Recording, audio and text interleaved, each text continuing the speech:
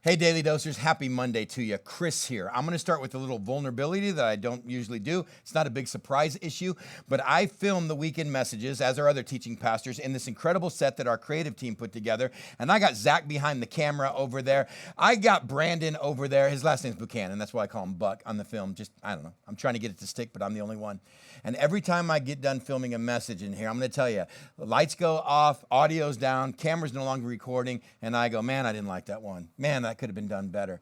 I'm telling you, almost every single week, we get done, and I go, man, it should have been done better. It is the Word of God that needs to be done better, and I'm my worst critic on it. But if you heard this last weekend's message, I'm telling you, we got done with that, and I looked here at these guys, and I go, man, that was good. That was good. So much of that came out of stuff I hadn't planned or the flow of that. And I just felt like this past weekend's message was a word for the church today. Even if you're not part of our church, was a word for the church today and gives so many Christians hope to go, how can I walk in the power and presence of God and stop walking in the fear and hopelessness of life? The entire message was how to have effective instead of ineffective Christianity, how to be a productive instead of an unproductive Christian. And it was the words of Peter. If you didn't hear that message, man, I'm begging you, carve out time on your drive, on a walk, on a jog, laying in the backyard, on a trampoline. I don't know who you are and how you do this stuff to get this message. And I ended the message with this wheel. I ended the message breaking down 1 Peter chapter 1, where he goes, let me tell you, you have the knowledge of God, but you don't yet have a peace of God. You're not getting the grace of God. You're not getting the power, the promises, the provisions, and you're not really walking in the presence of God. You have a knowledge of God. You have a simple faith.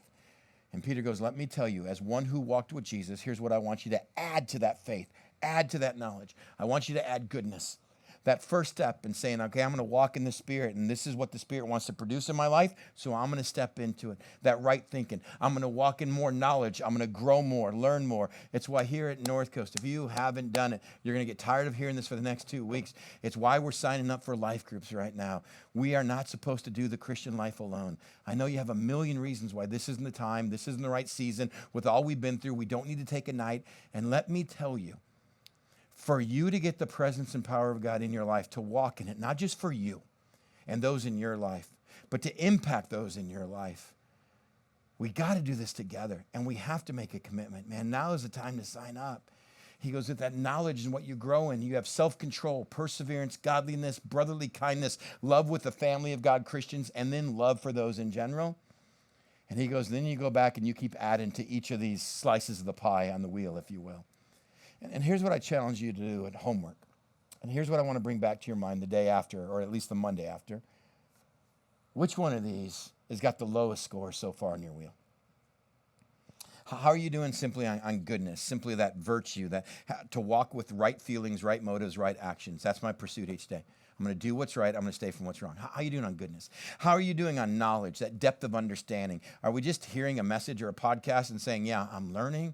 Or are we doing a study that goes with it? Are we really learning our God and our Lord and what he wants in our life because of who he is in our life? How are we doing on self-control, where we master our desires and passions? Are we being controlled by self, or do we have self-control? How are we doing on perseverance?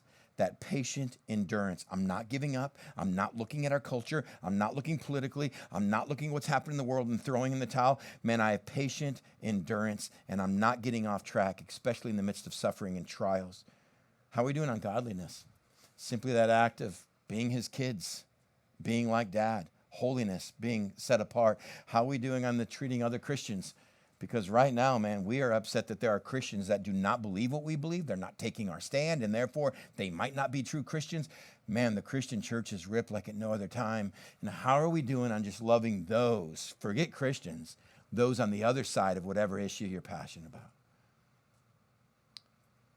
Peter, more stories than any other disciple in the Bible, walked with Jesus, as we can see, more clearly than any other disciple.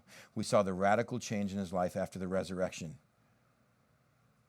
He says, I'm not writing you a religious book. I'm writing you an autobiography. This is how I walk with Jesus. This is how we walk with Jesus. Here's what I want you to do today. What two do you look at and go, man, there's my Achilles heel. There's where I need to add. And I just want you to add that to your prayer thing today. God, this area and this area. May I pursue that. In the midst of that, may your Spirit give me what I need to walk more clearly with you so you can produce the life I need in me and through me. I'll see you tomorrow.